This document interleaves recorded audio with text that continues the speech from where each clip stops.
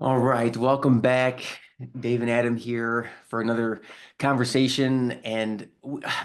In the green room before we went live, we really wanted to kind of distill this conversation down to something like the three biggest mistakes in retirement planning or the 10 things. And it was getting harder and harder to really articulate either those three things or the list was really long. But it all kind of came back to the plan and really kind of distincting like the distinction between what is your financial plan, what are your financial goals, and really that kind of being the catalyst for all of the other potential mistakes. So I think we're going to spend a few minutes here just kind of discussing how we view the plan and how that helps filter all of the decisions that go into retirement planning. So Sure. Adam, why don't you riff on that for a little bit in terms of where where we see the importance of a retirement plan in the context of someone coming to the office for the first time. Sure. Yeah. Most people say something to the effect of, I would like to retire by this particular date or in the next few months or years. Um, and that's fairly easy to understand. In this context, retirement means no longer earning a paycheck from an employer, able to sustain oneself using investment accounts, assets, income sources in retirement. So when somebody says they want to retire, of course, we have to ask a lot of clarifying questions. And those clarifying questions really are the beginnings of the making of a retirement plan. Hmm. Um, so, for example, somebody says, I want to retire. Great. When would you like to be done? Oh, gosh, I'd really like to be done next year at this time. Okay. Do you have a sense for what it costs to be you? In other words, to live your lifestyle. And we'll kind of clarify how some of those expenses might change once you do retire. But if we understand kind of what the lifestyle costs when you want to retire, then we can start to focus on the math. And then the math turns into things like income planning, investment management, tax planning, estate planning, Social Security optimization, pension choices, and on we go. Which, to your point earlier, is why this gets difficult to kind of narrow it down to what are the big three.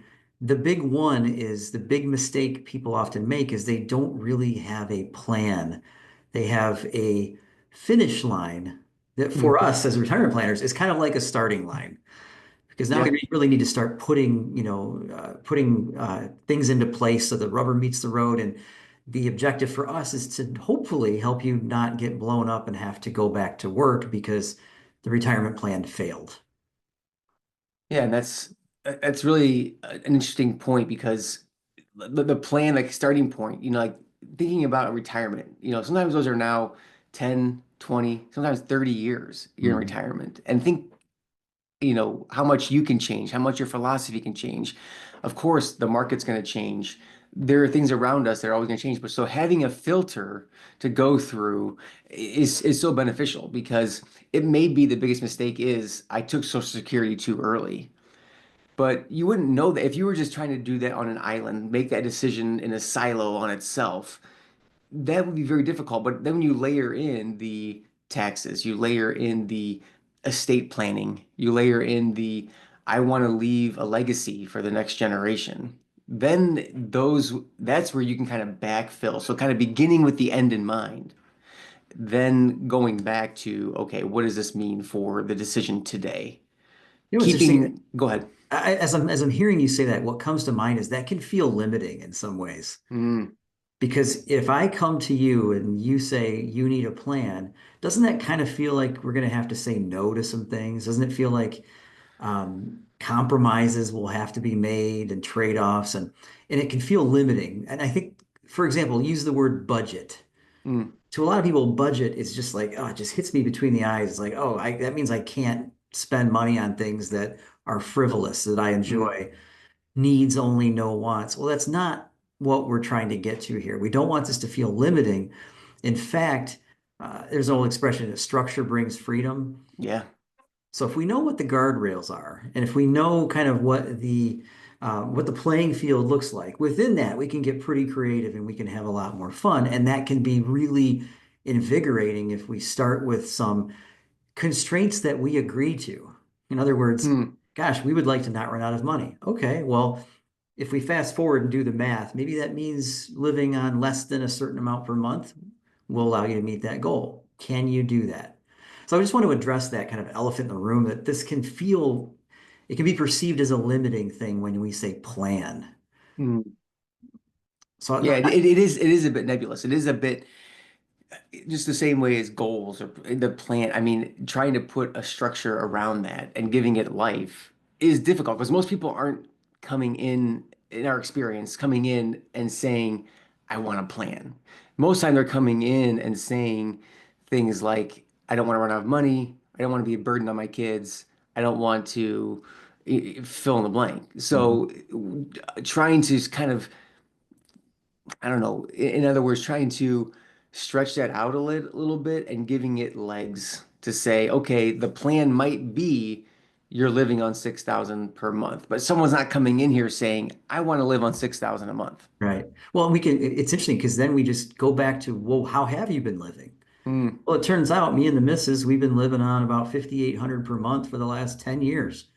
Bleh. And how do we know that? Well, we did a little analysis, looked at our credit card statements, looked at our, check registers, all that kind of stuff. Okay, so if we say a good objective is to have about 6,000 a month coming in, that's not limiting going forward. That's just a reflection of what you've been living up to this point.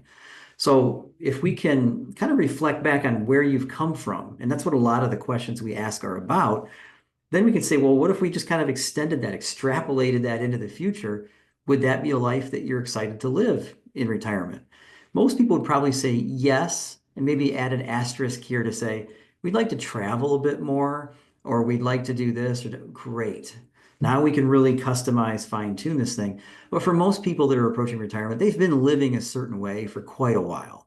Hmm. You just want to respect that, continue that, and make sure that the assets, the income streams, all that stuff can support that. And then the planning allows us to say, well, what can we do to minimize unnecessary taxes?